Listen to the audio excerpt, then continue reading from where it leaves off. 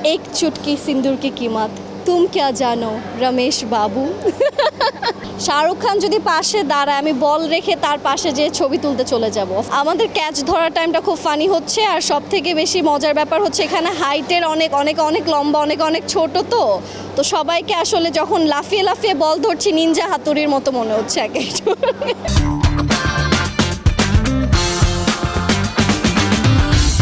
আপনাকে ক্রিকেটের মাঠে দেখতে পাচ্ছি, কেমন চলছে আসলে প্রস্তুতি? সবসময় ক্রিকেট দেখতাম, কখনো চিন্তা করিনি যে ক্রিকেট খেলা হবে। অ্যান্ড ক্রিকেট খেলতে খেলতে এত সব পরিচিত মুখ সবার সাথে দেখা হয়ে যাচ্ছে, খুবই ভালো লাগছে। আসলে আমি যেই দলের হয়ে খেলছি সেটা হচ্ছে প্রবীর দাদার টিম নাইট রাইডার্স। এখন জিতার সম্ভাবনা সেটা জানি না, শেষের দিকে ফার্স্ট হতে পারি। আমাদের প্র্যাকটিস চলতেছে, এই নিয়ে 3 দিন আজকে প্র্যাকটিস সেশন চলতেছে। আমরা ট্রাই করতেছি, আগে কখনো ক্রিকেট খেলা হয়নি, বাট সবাই খেলতেছে, সবাই বলতেছে পারবো পারবো, এই জন্য মোটিভেটেড মনে হচ্ছে যে না কিছু একটা হয়তো করতে পারবো। কখনোই ক্রিকেট খেলা হয়নি ছোটোবেলায়। আসলে আমি ব্যাডমিন্টন খুব খেলতাম, ক্রিকেটটা আমার জন্য খুবই নতুন, আর অনেক নতুন নতুন জিনিস শিখতেছি, তো খুবই ইন্টারেস্টিং লাগতেছে। ক্রিকেটটা যে এত ইন্টারেস্টিং হতে পারে না খেলে আসলে বুঝতাম না। প্র্যাকটিসের পর কি মনে হচ্ছে, বোলিং ভালো করছেন নাকি?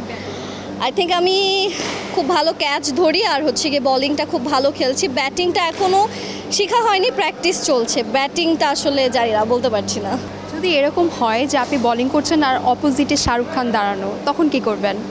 শাহরুখ খান যদি পাশে দাঁড়ায় আমি বল রেখে তার পাশে যে ছবি তুলতে চলে যাব, অফকোর্স।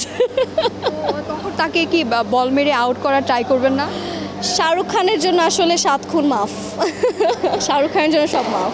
শাহরুখ খানের সাথে তার সাথে দেখা হলে তো তার সাথে ছবি তুলবো, অ্যান্ড আউট আমি নিজেই হেরে যাব তাকে দেখলে আর কি, যেটা সব মেয়েরাই হেরে যাবে শাহরুখ খানকে সামনাসামনি দেখলে। আর যদি এরকম হয়ে যায় যে শাহরুখ খান আপনাকে কলকাতা নাইট রাইডার্স টিমের জন্য ডাকলো, তখন আপনার ফিলিংস কেমন হবে?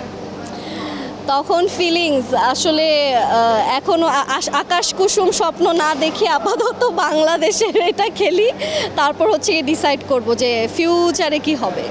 আচ্ছা, একসাথে তো অনেকগুলো মেয়ে প্লেয়ার দেখলাম আপনার সাথে খেলছে, তো কোনো এমন মজার ঘটনা ঘটেছে যেগুলো দেখে খুব হাসছেন আপনি?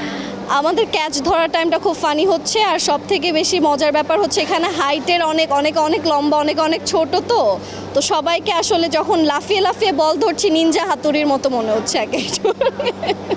আর কাজের ব্যস্ততা কি নিয়ে গেছে এখন? কাজের ব্যস্ততা, সামনে নাটক আসার সম্ভাবনা আছে, সেটা তো অডিয়েন্স দেখবে আসলে। অ্যান্ড আপাতত হচ্ছে গিয়ে আমার যে ব্র্যান্ড প্রমোশন ওগুলোই করছি, কন্টেন্ট ক্রিয়েশন, ওগুলোর মধ্যে নিজেকে ব্যস্ত রাখছি। হচ্ছে আমরা মেয়েরা যখন শপিংয়ে যাই, যেমন আমি গেলে খুব বেশি লিপস্টিক কিনতেই থাকে, আপনার এমন কোন জিনিসটা আছে খুব ফেভারিট যেটা আপনি বারবার শপিংয়ে গেলে কিনেন? শপিংয়ে গেলে আমি একটা জিনিস সবসময় নিয়ে আসার চেষ্টা করি, সেটা হচ্ছে নতুন একটা নেল পলিশ। আমার কালার্স খুব ভালো লাগে, তাই যে কোনো একটা নেল পলিশ চুজ করে নিজের জন্য নিয়ে আসি। এটা সবসময় শপিংয়ে গেলে একটা নেল পলিশ সাথে নিয়ে আসা হয়। আর বাংলা সিনেমা দেখা হয় কিনা? বাংলা সিনেমা দেখা হয়, বাট নাটকই মোস্টলি দেখা হয় আসলে। বাংলা সিনেমার বেশ কয়েকটা জনপ্রিয় ডায়লগ আছে, কোনোটা মনে আছে?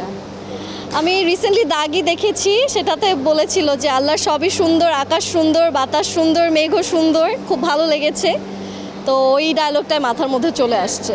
আর বলিউডে আপনার ফেভারিট অ্যাক্ট্রেস? বলিউডের favourite actress Aishwarya Rai and Deepika Padukone, এই দুজনকে খুব ভালো লাগে। অ্যান্ড কিউটনেসের দিক থেকে আলিয়া ভাট অ্যান্ড শ্রদ্ধা কাপুর। যেহেতু বললেন দীপিকা আপনার ফেভারিট, দীপিকার খুবই ফেমাস একটা ডায়লগ আছে, সেটা একটু শোনাবেন কিনা?